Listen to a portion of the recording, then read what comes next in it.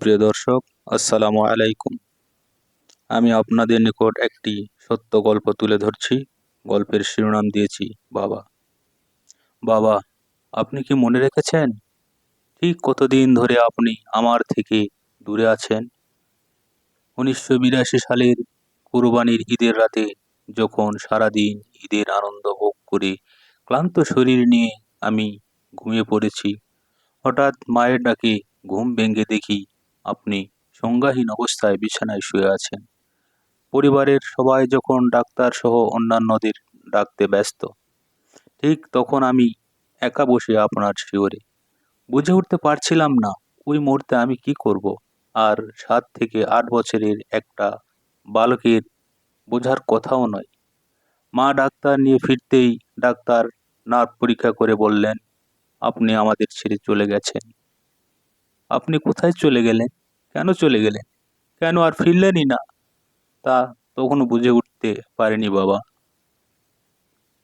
সেদিনের সেই ছোট্ট আমিটা একটু একটু করে কখন যেন বড় হয়ে গেলাম, তবুও আপনি আর এলেনই না। বাবা, আপনি জানেন আমি এখন পুলিশ অফিসার হয়েছি? বাবা, কখনো ভাবিনি আপনি এত দূরে চলে যাবেন, যেখান থেকে কখনো ফেরাই যায় না। আজ হতে 42 বছর বা 15,330 দিন, ঠিক কত ঘন্টা, কত মিনিট, কত সেকেন্ড হয় তা জানেন? এমন কোনো মুহূর্ত কি আমার জীবনে ছিল যে মুহূর্তটিতে আমি আপনাকে ভুলেছিলাম? সেই ছোট্ট আমি আপনাকে যে কত হাজার থেকে লক্ষবার ডেকেছি, কিন্তু আপনি আসেননি। একেবারে যে আসেননি তা বলবো না, মাঝে মাঝে এসেছেন আমার স্বপ্নের মাঝে। আমি আপনাকে ছুতে গিয়েছি, কতবার যে জড়িয়ে ধরতে চেয়েছি, কিন্তু স্বপ্ন তো স্বপ্নই, সেখানে যে স্পর্শের অনুভূতি থাকে না। কিন্তু ঘুম ভাঙার পর প্রতিবারই মনে হয়েছিল আপনি আমাকে ছুঁয়েছিলেন, বুকের সাথে লেপ্টে নিয়েছিলেন। এই তো কিছুক্ষণ আগেই। আহ, কি সেই ব্যথাতুর মধুর অনুভূতি! মনে হতো ঘুম এখনই কেন ভাঙলো? আরও একটু দীর্ঘ হতেও তো পারতো। আর একটু সময় আপনাকে মন ভরে দেখতাম। বাবা, আমি যেমন আপনাকে ভুলিনি, তেমনি আপনার নিকট থেকে পাওয়া উপদেশও ভুলতে পারিনি।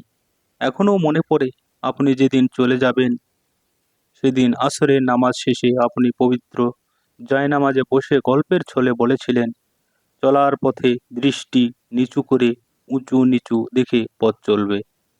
ওই দিন আমি আপনার কথার মর্ম বুঝতে পারিনি ঠিকই, তবে আজ বুঝতে পারছি আপনার সেই কথাটার গভীরতার মাত্রা কতখানি ছিল। তাই তো আমার সন্তানের কাছে আপনার দেওয়া শেষ উপদেশটিও পৌঁছে দিয়েছি বাবা। বাবা, এখনও রাতে আমার ছেলেকে পাউডার মাখিয়ে দেওয়ার সময় আপনার কথা বড্ড মনে পড়ে। আপনি ঠিক এভাবে রাতের বেলায় আমাকে পাউডার মাখিয়ে দিতেন।